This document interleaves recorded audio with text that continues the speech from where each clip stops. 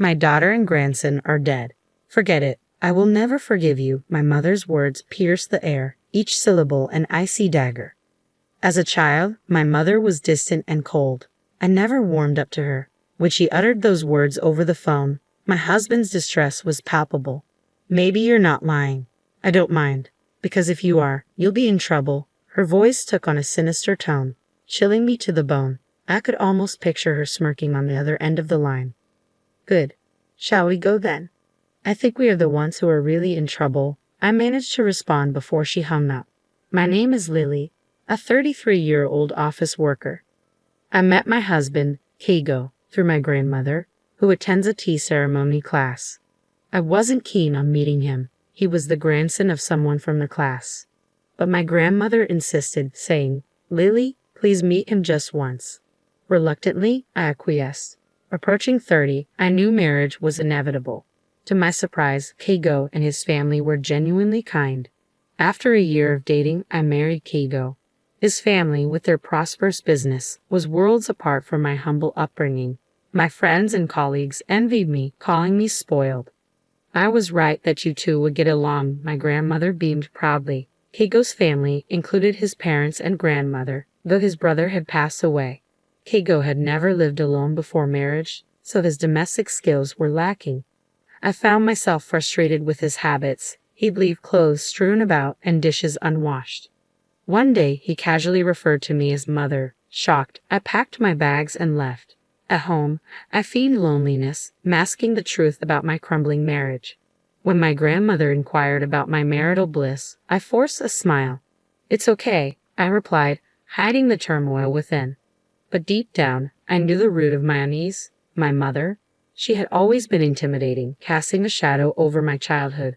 With my father busy with work and my grandfather gone, her presence loomed large. My parents' house had always revolved around my grandmother, leaving little room for warmth or connection.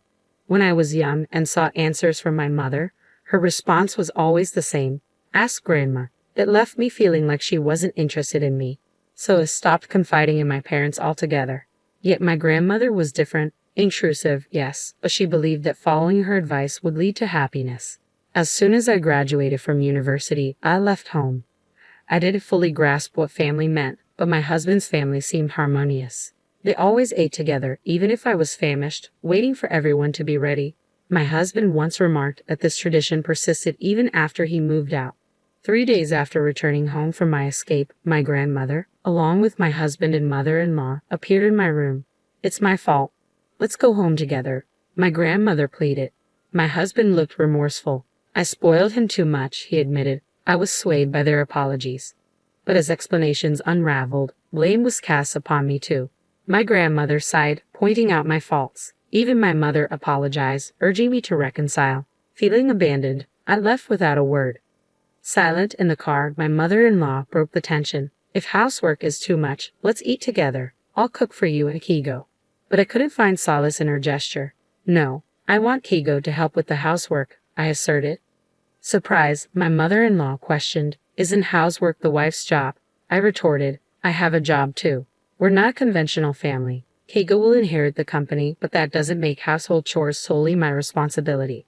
Despite my silence, my mother-in-law persisted. Finally, I confessed my pregnancy, despite being told to keep it secret. My husband was thrilled, and I knew, amidst the chaos, a new chapter awaited. My mobility had diminished since my husband was to become a father. I wished he'd be a tad more cooperative with household chores. It's as simple as that. Irritation brewed within me as I hadn't even visited a maternity hospital for examination yet. Unexpectedly, my mother-in-law's demeanor shifted. From complaints to gentle inquiries about my pregnancy, it felt like a flip of a switch. Was this a split personality? Upon returning home, I found the room surprisingly clean. "Did you clean it?" I asked my husband. "I wish you'd have kept the pregnancy a secret." I sighed. He confessed that my mother had been a nuisance, bothered by the impending arrival of our child. "I'm sorry," he said earnestly. His sincerity moved me. Perhaps I should try a bit harder. Eating at my parents' house on weekends sounded appealing. His gentle suggestion left me with no reason to refuse. Despite knowing I should take it easy, I embarked on a challenging pregnancy journey. At the maternity hospital the following week, the doctor's confirmation brought immense joy. I promised to shower our unborn child with love. Eating at my in-laws wasn't as dreadful as anticipated. Their happiness about the pregnancy was palpable, especially my father-in-law and grandmother-in-law.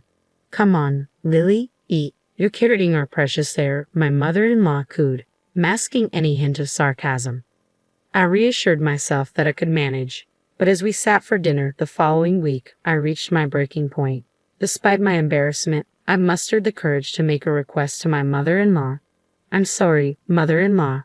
My mother-in-law's smile abruptly faded into a grim expression when I mentioned my morning sickness. Feeling uneasy and unwell, I confessed that I couldn't wait until dinner time to eat due to nausea. However, her response was unexpected. Morning sickness? Didn't Keigo tell you? We have a rule to eat only when everyone is present. Please be patient, she stated firmly, catching me off guard. Her subsequent attempt at humor, calling the situation totally nasty, only added to my distress, tears welling up in my eyes. That evening, with my father-in-law arriving home late, dinner was delayed until after 8 p.m. Unable to wait, I ate quietly while my mother-in-law was out, feeling ashamed of my own actions. Later, when I returned home, exhausted, my husband chided me for being greedy at my parents' house. My attempt to explain my morning sickness fell on deaf ears. Well, I'm a man, so I don't understand, he concluded dismissively. Overwhelmed with anger and speechless, I ceased visiting my in-laws. Instead, I feigned illness to avoid facing the discomfort and humiliation again. Each day, grappling with the weight of morning sickness, I longed for relief while cherishing the growing life within me. Despite my father-in-law and grandmother-in-law's gentle reminders to take it easy, my mother-in-law's relentless insistence on my presence became a source of stress. Her incessant calls only worsened the situation, leaving me with a pounding headache. In the midst of my discomfort, I couldn't help but wonder why Keigo was the only one visiting my parents' house. The pressure from my mother-in-law weighed heavily on me, pushing me further into isolation. I have severe morning sickness, I sighed, hoping for some understanding. Again? I guess that means you're feeling good, my mother-in-law quipped, her tone light. Feeling dismissed, I retorted, yes, even though I look sick, no one sympathizes with me. Just because you didn't have morning sickness doesn't mean everyone else is fine. Apologizing for the bad signal, she hung up. Frustrated, I packed my things and returned to my parents' house, entering the second half of my pregnancy. When I mentioned to my husband about wanting to stay home early, he casually brushed it off. Despite frequent calls and messages, I ignored them, feeling overwhelmed. Even my grandmother, usually gentle, expressed her displeasure, refusing to offer assistance. Despite the strained relationship with my in-laws, one silver lining was more time with my mother. Confiding in her, I revealed the tension with Keigo and his mother. Keigo's indifference towards household chores and occasional outbursts left me scared and isolated. When I approached my mother-in-law, she urged me to be patient, even after I showed her a bruise from one of Keigo's outbursts. Now, contemplating divorce after the baby's birth, my mother listened in silence, her expression stern. Yes, I understand, she finally replied. With just one word, I responded to the chaos unfolding around me. Eventually, I gave birth to a healthy baby boy. When labor pains struck, I reached out to my husband, but his cold response left me feeling faint. I can't go, I'm busy with work. Just let me know when you're discharged, he said, indifferent to the impending arrival of our child. His callousness fueled my anger, so when the day of discharge arrived, I chose not to inform him, and strangely, he didn't reach out either. As I made my way back to my parents' house, my phone rang. It was Keigo, demanding to know why I hadn't returned home yet. His voice, filled with frustration, echoed through the room. Silent shock engulfed me when my mother uttered her unforgivable words. My daughter and grandson are dead. Forget it, and I will never forgive you. It was outrageous. Then, a voice, unfamiliar yet somehow familiar, spoke nearby. It was Keigo's mother. Accusations flew, and my body trembled with disgust. My mother intervened, suggesting we involve the police to address the abuse I had endured. With a firm hand, she ended the call and enveloped me in a tight embrace, offering the comfort I desperately needed. It was the first time my mother had hugged me in such a way, and in that moment, I felt an overwhelming sense of relief knowing she was by my side. As I watched my son sleeping peacefully with my mother, my grandmother returned, her footsteps echoing loudly. "What the hell? You're still alive," she exclaimed, her frustration evident. A call from Keigo's mother had stirred her ire, and now she demanded an apology. Reluctantly, we accompanied her back to the in-laws' house. But upon arrival, tension hung thick in the air. My mother-in-law and husband greeted us with cold stares. "Oh, isn't he our cute heir?" my mother-in-law cooed, reaching for my son, but I recoiled involuntarily. "Don't touch me," I snapped, surprising myself. An argument erupted when my husband dismissed my concerns about divorce. His fear was palpable, faced with the possibility of separation. My mother-in-law's accusations only added fuel to the fire. "You should apologize. The police are exaggerating," my husband insisted, but I stood my ground. Amidst the chaos, my mother's silence spoke volumes. "Which one is crazy?" she challenged, glaring at my grandmother. Suddenly, a commotion from outside interrupted the confrontation. Keigo's grandmother arrived, her presence commanding attention. With cold eyes, she admonished her daughter and grandson for their behavior. In that moment, realization dawned. Keigo's obsession with the family business had blinded him to my struggles.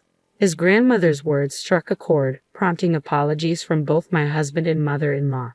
As the tension eased, Keigo's grandmother turned to me. "Lily, I'll make sure you take responsibility." "I'm sorry," she said, offering a glimmer of hope for reconciliation. "I hadn't realized it, but you're considering breaking up with Keigo. However, I'd be delighted if you visited me again. Thank you for your assistance," the grandmother-in-law expressed sincerely. Glancing at my awkward grandmother, she continued, "You were insistent, so I arranged a matchmaking between our grandchildren. Lily and her mother were lovely people, but what about you?" My grandmother blushed furiously, clearly uncomfortable. As my husband and mother-in-law sat in stunned silence, I bowed deeply to my grandmother-in-law and took my leave from their house. Upon returning home and packing our belongings, my grandmother confronted us. "Where do you think you're going?" "I won't allow you to do as you please," she asserted, echoing my mother-in-law's words. "Your mother-in-law insists that you cannot divorce her son until you, Lily, have had a child. I've had enough." Later, my mother revealed that my father had been involved with another woman, for which my grandmother blamed her. When my mother demanded a divorce, my father refused to allow me to leave with her. My mother regretfully admitted that she should have fled with me to spare me from suffering. Her words brought tears to my eyes. Eventually, both my mother and I divorced our respective partners. My father initially resisted, but evidence of his affair forced him to comply. Learning of his betrayal shattered my perception of him, and I vowed never to see him again. My mother also sought compensation from my grandmother for the distress she caused. Keigo's family faced consequences too. They were ousted from their former position of influence due to embezzlement allegations. It turned out that Keigo's grandmother, now the company's chairwoman, had uncovered their wrongdoing. When faced with the ultimatum between family and company, Keigo chose the latter without hesitation. His tearful reunion with his mother bore no forgiveness, as they both faced accusations of criminal activity before disappearing. Despite the turmoil, life improved after our divorces. My mother and I rented a small room and began living together, finding solace in each other's company. I named my son, "I Am You," a testament to our newfound independence. My mother flourished on her own, rediscovering her passions and hobbies. Colleagues noticed her increased happiness, and even at my part-time job, I found myself smiling more.